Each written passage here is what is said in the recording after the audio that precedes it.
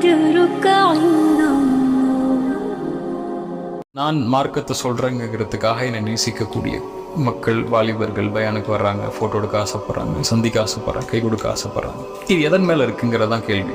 விமர்சனங்களை எப்படி பார்க்குறீங்க? எனக்கு ஒரு கேட்குறீங்களா? இல்லை, ஒரு இடத்தில் இல்லாத ஒரு செயலை குறித்து அவர்களை விமர்சித்தால், அவர்களை எதிர்த்தால், அவர்கள் அதற்கு பழித்திருக்கிறார்களோ இல்லையோ, நான் அடிக்கடி சொல்லுவேன் இதை, இந்த மனுஷன் அவங்கள ஒன்றும் செய்ய முடியாது. இவன் நீங்கள் மூத்தா போகிற வரைக்கும் தான் உங்களோட இருப்பான், அல்லது உங்களுக்கு பிரச்சனை வர்ற வரைக்கும் தான் உங்களோட இருப்பான். உங்களுக்கு ஒரு ஆபத்துனா ஓடிடுவான் அந்த பக்கம் பார்த்து. எல்லாருடைய திருப்தி நாடி இருக்கக்கூடியவங்களுக்கு இதெல்லாம் பெருசு இல்லை. ரெண்டாவது சொல்லக்கூடாது கிரிட்டிசிசம், அதாவது விமர்சனங்களை எப்படி பார்க்குறீங்க? எனக்கு ஒரு கேட்குறீங்களா? இல்லை, பொதுவாக கேட்குறேன், உங்களுடைய விமர்சனங்கள் கேட்குறேன். சரி, பொது தளத்தில் வந்தாலே விமர்சிக்கப்படுவோம். அதுவும் அல்லாஹ்வுடைய மார்க்கம் சம்பந்தப்பட்டு இருக்கும்போது பொதுவாக கண்காணிக்கப்படுவோம். நம்முடைய சொல்லக்கூடியவர் கரெக்டாக இருக்காரா இல்லையா அப்படின்னு பேசுவாங்க. அவங்களுடைய பார்வையோ அவங்களோட செயல்பாடுகளோ தவறு இருந்தால் விமர்சிப்பாங்க. அல்லது கொள்கை, நம்ம ஒரு கொள்கையை சொல்லுவோம், அந்த கொள்கைக்கு பார்ப்பட்டவங்க விமர்சனங்களை கொண்டு எதிர்ப்பாங்க. இதெல்லாம் நடக்கும். ஹலாலான முறையில் நம்ம வாழும்போது, அல்லாஹ்வுடைய சட்டங்களுக்கு உட்பட்டு இருக்கும்போது, நம்ம குர்ஆன் சுன்னாப்படி தான் வாழ்றன்னு இருக்கும்போது எதிர் விமர்சனங்கள் வருதுன்னா, மார்க்கம் சம்பந்தப்பட்டு அல்லது நம்ம மார்க்கத்துடைய ஈடுபாடு இருக்கிறதுனால வரக்கூடிய விமர்சனங்களாக இருந்துச்சுன்னா அது கவனிக்கப்படக்கூடாத விமர்சனம் தான். ரசூலுல்லாஹி ஸல்லல்லாஹு அலைஹி வஸல்லம் அல்லாஹ் சொல்லக்கூடியது, குர்ஆனுடைய 2 வசனத்தை சொன்னால் அதில் பொருத்தமாக இருக்கும். அல்லாஹ் நபிக்கு சொல்கிறான், வலகத் நஅலம் அன்னக யதீகு ஸத்ருக பிமா யகூலூன். நபியே, நான் அறிகிறேன் அவர்களுடைய வார்த்தைகளால் உங்களுடைய உள்ளம் நெருக்கமாவதே. உங்களை பற்றி தப்பாக பேசுகிறாங்க, உங்களை விமர்சிக்கிறாங்க, உங்களை பொய்யருங்கிறாங்க, உங்களை சூனியக்காரன்னு சொல்கிறாங்க, ஏமாத்துறவன்னு சொல்கிறாங்க, பெண்ணுக்கு ஆசைப்படுறவன்னு சொல்கிறாங்க. இதனால் அல்லாஹ்வுடைய மார்க்க சட்டத்தை நீங்கள் கடைபிடிப்பதால் உங்களை விமர்சிக்கக்கூடிய அந்த விமர்சனத்திற்காக உங்களுடைய உள்ளம் நெருக்கமாவதை நான் அறிகிறேன். ஃபஸப்பிஹ் பிஹம்தி ரப்பிக் வகும் மினஸ் சாஜிதீன். அல்லாஹ்வை புகழுங்கள், அவனுக்கு முன்னால் சுஜூதில் விழுந்து விடுங்கள். இந்த கவலைக்குள்ள தீர்வு அல்லாஹ் திக்ர் செய்யுங்க, சுஜூதில் வந்துருங்க, எங்கிட்ட வாங்க. அவங்கள்ட்ட போகாதீங்க, அது பிரயோஜனமே இல்லை. அவங்களுக்கு பதில் சொல்லிட்டுலாம் இருக்காதீங்க, எங்கிட்ட வாங்க, நான் பார்த்துக்கிறேன். வஅபுது ரப்பக ஹத்தா யஅதியக்கல் யகீன். நீங்கள் யாருக்காக இதை செஞ்சு செய்கிறீங்க? அல்லாஹ்வுக்காக தானே, அதை கடைசி வரைக்கும் செய்யுங்க. அல்லாஹ்வை மௌத்து வரைக்கும் வணங்கிக்கிட்டே இருங்க. அதை பற்றிலாம் நீங்கள் கண்டுக்காதீங்க, அதை நான் பார்த்துக்கிறேன். மன் ஆதாலி வலியன் ஃபகத் ஆதன்துஹு பில் ஹர்ப். என் நேசரை ஒருவர் நோவினை செய்தால் அவருக்கு எதிராக நான் போரை பிரகடனம் செய்கிறேன். அல்லாஹ் பார்த்துப்பான். அதை ஃபலா யஹ்ஸுனுக கௌலுஹும். ஒருபோதும் அவங்களுடைய வார்த்தை உங்களை கவலைக்கு உள்ளாக்கி விட வேண்டாம். எல்லாருக்கும் எனக்கும் அதான் பொருந்தும்.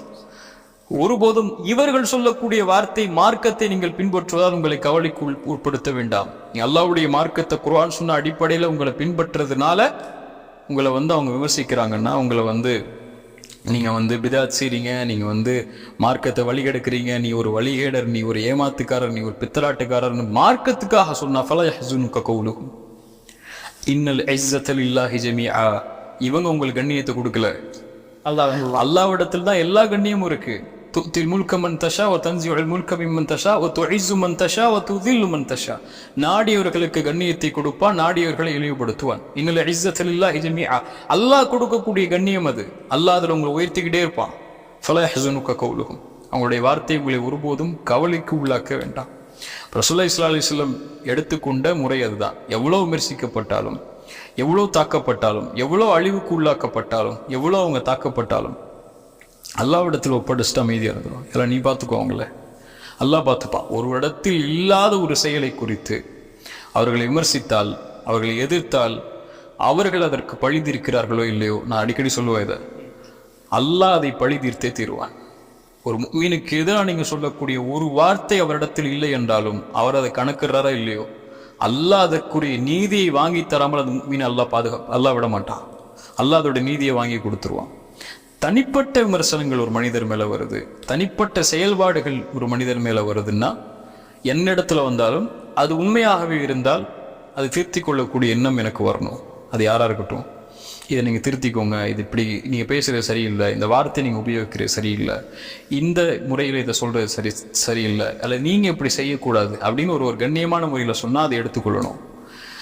அதை சபிக்கக்கூடிய முறையிலையோ அல்லது அழிக்கக்கூடிய முறையிலையோ, ஒருவரை எதிர்க்கக்கூடிய முறையிலையோ அல்லது வஞ்சகத்திலேயோ அல்லது எதிர்ப்பு காட்டக்கூடிய தன்மையிலையோ ஒருவர் சொன்னால் அதே அல்லாஹ்விடத்தில் ஒப்படைச்சிட்டு வர வேண்டியதா. விமர்சனங்கள் இல்லாமல் வாழ முடியாது. அதை எப்படி மார்க்கம் கையாள சொல்லுதோ, அல்லாஹ்வுடைய திருப்தியை நாடி ஒரு செய்கிறதுனால உலகமே விமர்சித்தாலும், மனிதர்கள் எல்லாம் ஒன்று சேர்ந்து உங்களுக்கு நல்லது செய்ய நினைச்சாலும் அவன் நாடணும்ல. மனிதர்கள் எல்லாம் ஒன்று சேர்ந்து உங்களுக்கு ஒரு கெடுதல் செய்ய நாடினாலும் என்ன செஞ்சிட முடியும்? அவன் நாடணும்ல. அல்லாஹ்வுடைய திருப்தியை கொண்டு போகக்கூடிய நேரத்தில் உலகமெல்லாம் எதிர்த்தாலும் தூக்கி போட்டுருங்க.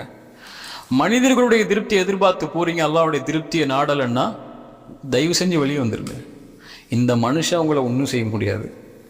இவன் நீங்கள் மௌத்தா போகிற வரைக்கும் தான் உங்களோட இருப்பான், அல்லது உங்களுக்கு பிரச்சனை வர்ற வரைக்கும் தான் உங்களோட இருப்பான். உங்களுக்கு ஒரு ஆபத்துனா ஓடிடுவான் அந்த பக்கம் பார்த்து. உங்களுக்கு நீங்கள் மரணம் அடைஞ்சிட்டிங்கன்னா உங்களை அடக்கம் ஆகிட்டு உட்காந்து அவன் KFCயோ அல்லது பிரியாணியோ சாப்பிட்ருப்பான். அவ்வளோதான் அவனுடைய வாழ்க்கையில் உங்களுக்கும் அவனுக்கும் உங்களை தொடர்பு. நீங்கள் இங்கே திருப்தியையோ, நீங்கள் இங்கே அங்கீகாரத்தையோ, நீங்கள் இங்கே தவறாக ஒருத்தன் நினச்சிடக்கூடாதோ என்று நினைக்கக்கூடிய முதல் அங்கீகாரம் அல்லாட்ட தான். அதை வாங்கிட்டீங்கன்னா, அதை எதிர்பார்த்துட்டிங்கன்னா இதெல்லாம் உங்களுக்கு ஒன்றும் தோணாது. அதை எதிர்பார்க்கலன்னா மக்களோட திருப்தி எதிர்பார்த்துட்டே இருந்தீங்கன்னா, விமர்சிச்சிங்கன்னா இப்படி பசிக்காதீங்க, இப்படி பேசாதீங்க, நான் இப்படிப்பட்டவன் தெரியுமா, அப்படிப்பட்டவன் தெரியுமா சொல்லி மார்க்கத்தில் நீ உறுதியாக இருந்தாலும் அவங்களிடத்து வளர்ந்து கொடுத்து போகக்கூடிய சூழல் ஏற்படும். அல்லாஹ்வுடைய திருப்தி நாடி இருக்கக்கூடியவங்களுக்கு இதெல்லாம் பெருசு இல்லை.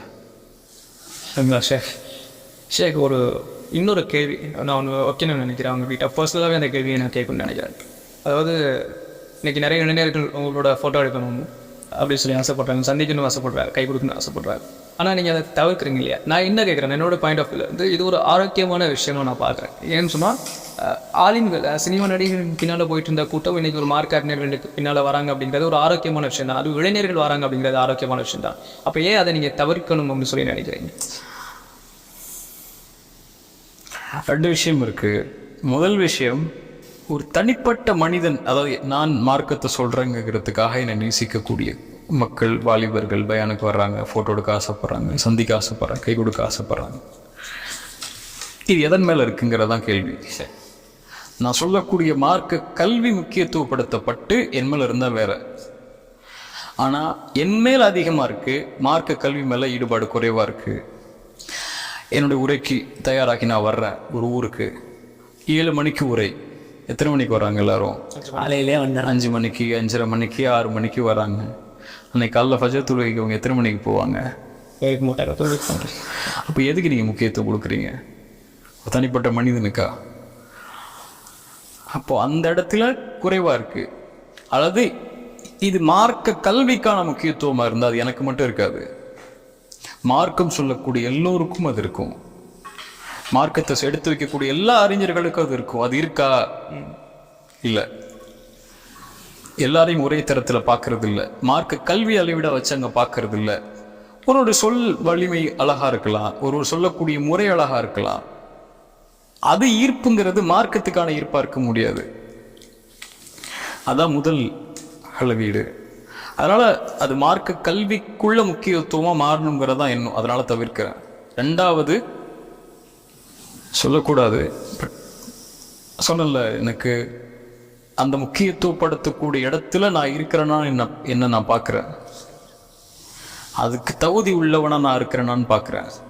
எனக்கு தெரிந்த விஷயங்களை, நான் கற்ற விஷயங்களை, மார்க்கத்தை படிக்கக்கூடிய மாணவங்கிற அடிப்படையில் நான் எடுத்து வைக்கிறேன். எடுத்து வைக்கக்கூடியது என்னை சீர்திருத்துங்கிற அடிப்படையிலும் கூட எடுத்து வைக்கிறேன். எடுத்து வச்சுட்டேன்னா நான் அதை சரிப்படுத்தி கொள்வேன்னு சொல்லி. இப்போ தவறுதலோட, பாவங்களோட நான் யாருன்னு எனக்கு தெரியுங்கள, என் தவறுகள் என்னன்னு எனக்கு தெரியும், என் குற்றங்கள் என்னன்னு எனக்கு தெரியும். அப்படி இருக்கும்போது என்னை மார்க்கத்துக்காக முக்கியத்துவம் கொடுக்கப்படுவதை அவ்வளவு தகுதி உடையவனாக நான் என்னை பார்க்கல. என் பாவங்கள் என்னை தடுக்குது, என் குற்றங்கள் என்னை தடுக்குது. நீ முக்கியத்துவப்படுத்தக்கூடிய மனிதன் இல்லைன்னு சொல்லி என் கல்வி எனக்கு சொல்லுது.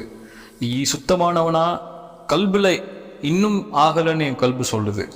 அப்போ ஒன்று சுத்தமானவன்னு சொல்லும் போதோ, நீங்கள் கல்வியாளர்னு சொல்லும் போதோ, நீங்கள் மார்க்கத்தை முறையாக பின்பற்றக்கூடியவர்னு சொல்லும் போதோ என்னால் ஏற்றுக்க முடியாது.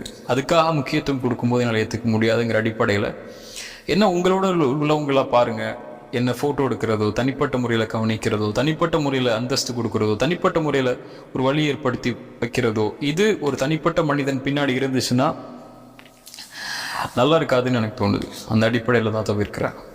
ஆனால் இது ஒரு ஆரோக்கியமான காரியம் தான், இல்லைன்னு சொல்லலை. சினிமா நடிகர்களுக்கு அல்லது இந்த மாதிரி மீடியாக்களுக்கு பின்னாடி போன ஒரு சமூகம் மார்க்க கல்வியை சொல்லக்கூடிய மனிதர்கள் நேசிக்கக்கூடியவங்களா, அதை நோக்கி வரக்கூடியவங்களை ஆதரிக்கக்கூடியவங்களா, அவங்கள தங்களுக்கு முன்னுதாரணமாக ஆக்கிக் கொள்ளக்கூடியவங்களா மாறக்கூடிய இந்த நிலைமை அல்ஹம்துலில்லாஹ். ஆனால் அது சீர்படுத்தப்படணும், முறைப்படுத்தப்படணும். எதன் அடிப்படையில் அது போகணுங்கிற நிலைப்பாடு இருக்கணும். ஒரு தனிப்பட்ட மனிதனுடைய துதித்தல புகழ்தல அடிப்படையாக அது போயிடக்கூடாது.